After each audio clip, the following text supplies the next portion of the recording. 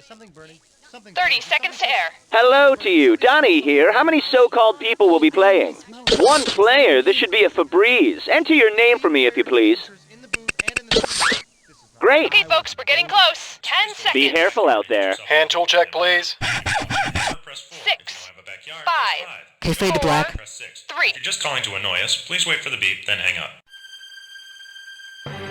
Hey there, I'm your host, Cookie, and I know what you're thinking, because I have psychic powers. Playing alone, I see. What else is new? And your wrong answer of the game is being sponsored by Reformed Robots Housecleaning Company. They've been reprogrammed to do no harm and to do your windows.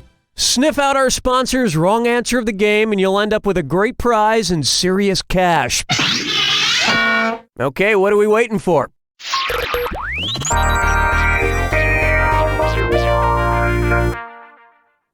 First question, a brief history of time.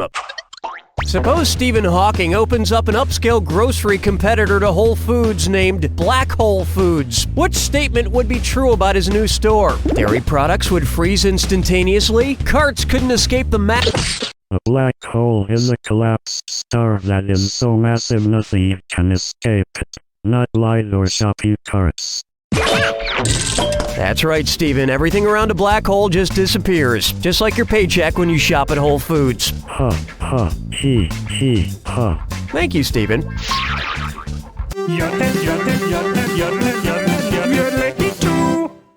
This one's known as question number 5.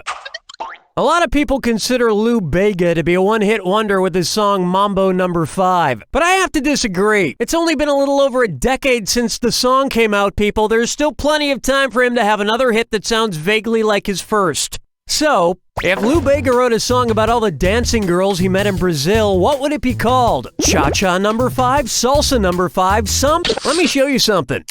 The samba was developed in Brazil in the 19th century. So the next time you go to Lowe's, be nice to the cashier, because he may just have another hit on the way. No, this would be the robot vacuum dance, and this robot isn't going to help you. But you know what robot will? A reformed evil robot, just like the one you won from the Reformed Robots Housecleaning Company. The only mind they'll be blowing is your figurative one due to their exemplary service. You'll be happy to know this wrong answer of the game comes with $4,000. Congrats.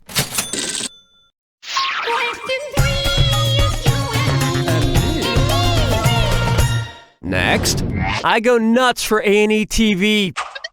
Which animated animal would not appear on an episode of Hoarders? Secret Squirrel, Woody Woodpecker, Nemo, or... A clownfish does not hoard its food, but instead eats the leftovers of the anemone it lives with.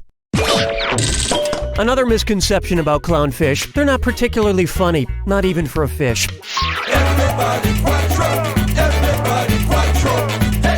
Coming up, the Ministry of Silly Books, and it's a this or dat.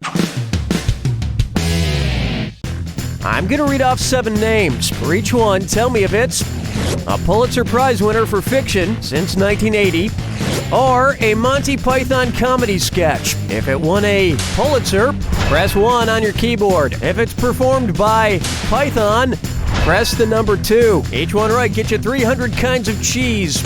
Each one wrong gets you 300 dead parrots. And don't forget the clock. Cool, let's do it.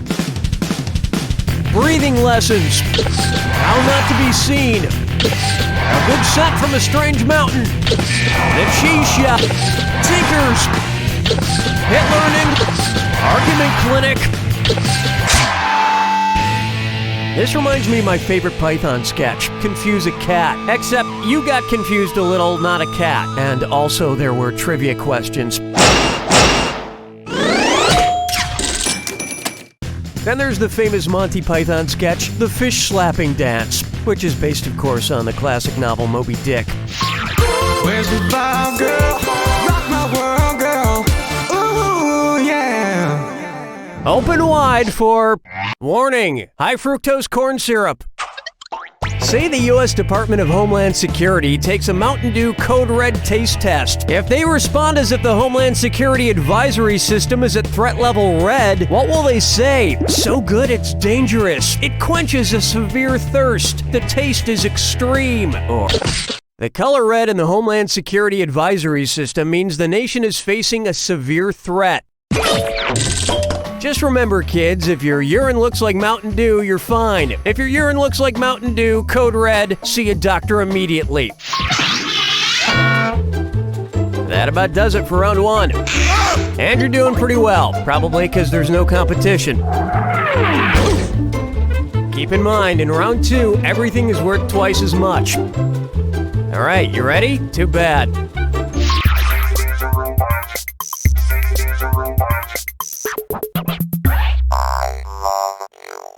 Here's one I like to call tabloid math. If a back issue of Us Weekly featured the headline, John plus Kate plus 8 minus John, what would the exclamation point represent? Pi logarithm. An exclamation point is the symbol used for the mathematical term factorial, which equals John multiplied by John minus 1 multiplied by John minus 2, etc., until you get to 0. So if John equals 4, John factorial would be 4 times 3 times 2 times 1, which equals another number. You figure it out. I hated that show. It made me want to square root John and Kate right in their asymptotes. Question 7. Coming up next, I can't find my fingers, but Nathan Fillion is a giant. Well, it happened again. I ate a 2-pound Chipotle burrito and watched a movie right before I went to sleep, which of course caused me to have a crazy dream.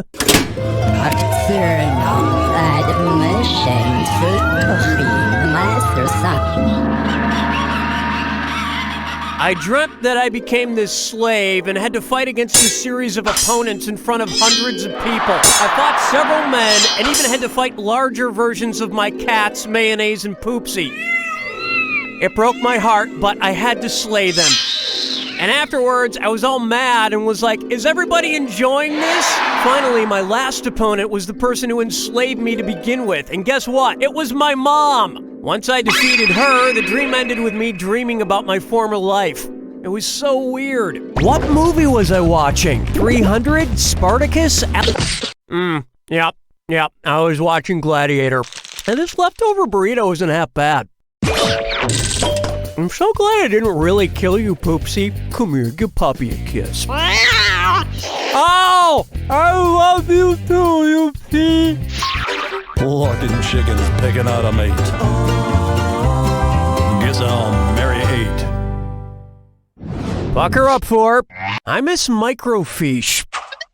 If you were doing research online, which of the following would you be unable to find? Wikipedia's entry on Wikipedia, Encyclopedia Britannica's entry on Wikipedia has an entry on Wikipedia, Britannica has an entry on Britannica, and Urban Dictionary has several entries on Urban Dictionary. But the Merriam-Webster Dictionary isn't that self-referential. Yeah, and gullible isn't in the dictionary either. That's a good one. Strolling through the park with the sarsaparilla. For me, if I die. This one's called Strike Lee. Suppose Malcolm X were still alive and he decided to go bowling. It could happen. If Malcolm X were to bowl a turkey, what would be displayed on his lane's computer screen? Malcolm X, XX, Malcolm X. A turkey is when a player bowls 3 consecutive strikes, and X means strike. And if you think those rental bowling shoes are sanitary, you've been hoodwinked. You've been had. You've been took. You've been led astray, run amok. You've been bamboozled. And your feet are infected. Hold me, never let me go.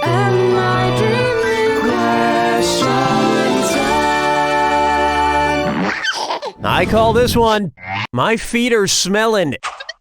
Hey, you know those groundbreakingly clever Dr. Scholl's commercials where everyone's gelling with words that rhyme with gellin, like Magellan? Ha! Woohoo! Those are some classic clever commercials. I tell you, I could listen to words that rhyme with gellin all day. If you were gellin near the Strait of Magellan, what might you be yellin'? Check my Central American seaside dwellin'. Try these At the bottom tip of South America, the Strait of Magellan runs through Chile. It's where Magellan went sailing.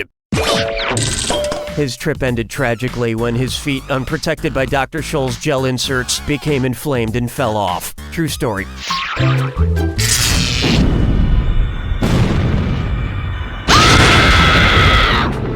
Brace yourself. Oh, do you need to be somewhere? My mistake. Here's your clue. Facial hair makes the man. Let's do this in style. Good luck.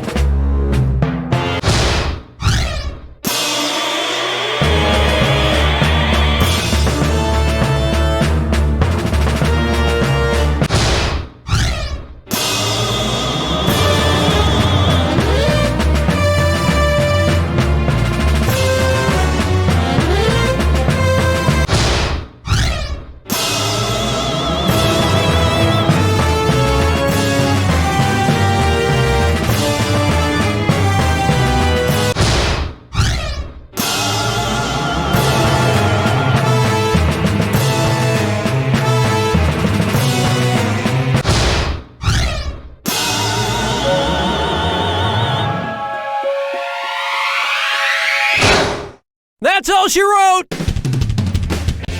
Congrats! I'm gonna tell you something. You are the Tom Selleck of facial hair knowledge. I mean that. You don't know Jack! Nice one, folks. Okay, Danny, let us know what we're doing. Just give me the single if you want to proceed with continuation. I joined because I was looking for adventure.